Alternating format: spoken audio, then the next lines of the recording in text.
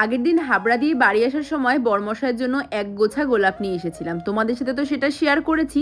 আর গোলাপগুলো না একদিন পরে দেখি পুরো কিরম ওপর দিয়ে নেতিয়ে গেছে। তো তারপর কি করেছিলাম, ওপর দিয়ে কয়েকটা পাপড়ি ছাড়িয়ে ভেতরের পাপড়িগুলো আমি রেখে দিয়েছিলাম ফ্রিজে একদিন।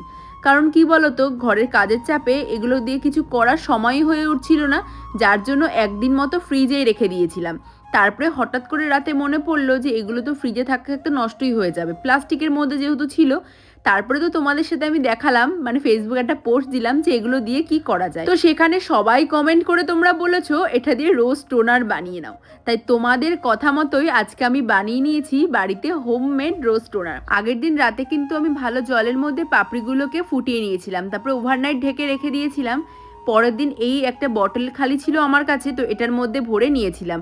এটা কিন্তু ফ্রিজে রেখে অনায়াসে 1 সপ্তাহ থেকে 10 দিন ইউজ করা যায়।